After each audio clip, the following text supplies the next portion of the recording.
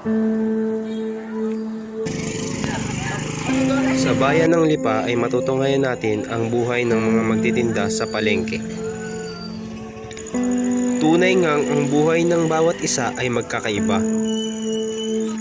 At para sa mga vendor sa bayang ito, bawat araw ay mahalaga upang kumita.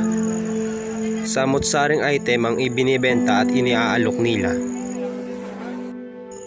Wala pa man ang bukang liwayway, makikita na ang kanilang mapursiging paggawa.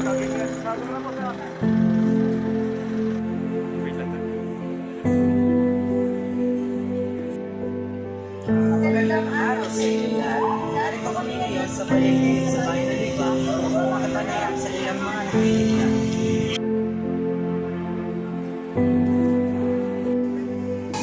Kailan po kayo nagsimulang magtinda po dito sa palengke? Bata pa. Mga 9 years old. 9 years old. Next po ay, ilang oras po sa isang araw yung pagtatrabaho niyo po dito? Depende. May 8 hours, may 5 hours. Ano pong oras kayo nagsimula? Minsan, alas 3 ng daling araw. Minsan, alas 6 ng umaga. So, magkano po yung kalimitan niyo pong kinikita sa pagtitinda po dito? Sa 20,000. 20,000 kada araw po? Depende yun sa bilihan. Okay. So, sumasapat po ba yung kinikita niyo po sa family niyo? Sapat naman. Nag-aaral po ba kayo? High school graduate lang. Paano po nakakatulong sa pamumuhay niyo po at sa family niyo po yung pagtitinda po dito? Paano po nakakatulong sa pamumuhay niyo po at sa family niyo? Yung pagtitinda niyo po? Pagtitinda namin dito, malaking bagay para sa amin yung kinikita namin kaya sumasapat sa pamilya namin. So, okay po ba, okay na po ba sa inyo yung ganitong trabaho? Okay na. Kasi dito sa trabaho namin ay walang tapon. Lahat binibili. Kumbaga ay sapal, bao, tapos yung bulok na niyog nabibili din. Yan. Kaya walang tapon sa negosyo namin. Yun lang. Ang tapon lang sa negosyo namin ay yung sabaw ng niyog. Ano po ba ang binibenta niyo? Ayan, niyog, gata, langka, puso, yan, mga asin, mga pamunta, laing, yan. Kasama niyo po yung nanay niyo po? So, para po sa inyo, masaya naman po yung pagtitinda niyo dito. Masaya naman kasi pamilya kaming tulong-tulong dito.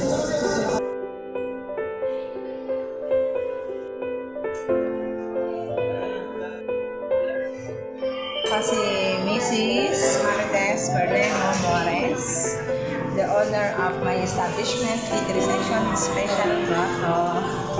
Ilan taon na po? 40 years old. 40 years old. So, kailan po kayo nagsimulang magtinda po dito sa palengke? Nagsimula akong magtinda noong ako ay age 16 dahil working student ako. Namamasukan ako sa Rose Eatery noong first year high school. At madaling araw pa lang, gising na ako then 6 p.m. mag-i-school ako.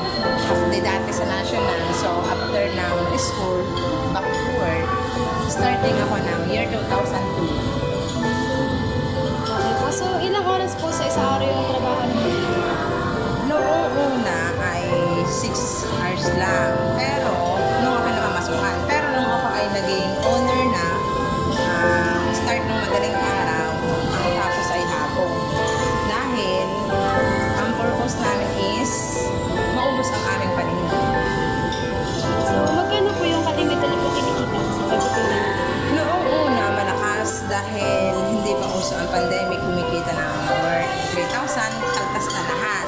Pero ngayon, start ng pandemic, swerte mo lang kung kumita ka sa loob ng isang araw ng 1,000. May araw na malakas, may araw na mahina. Minsan, tabla.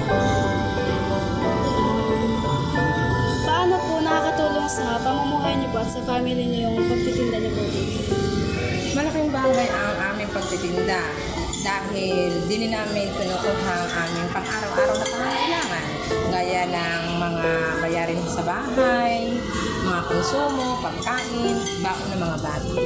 Okay po. And last Para sa inyo po, okay na po ba yung work niyo po dito bilang nanay po? Ako bilang nanay, para sa akin okay na dahil while nagtitinda ako is aalagaan ko din ang mga anak ko dahil hindi naman sa lahat ng oras is may customer. Yung oras na walang customer, doon ko inilalaan ang oras ko para sa aking mga anak na naaalagaan ko sila, natuturuan ko kung kagaya ng maliit ko, natuturuan ko ng mga assignments, gano'n. Okay na sa akin yung buhay pagtitinda. So, masaya po ba kayo sa trabaho? Masaya naman ako kasi dahil naging buhay ko na rin ang pagtitinda. Noong mga panahong bata pa ako, pinapangarap ko lang ito.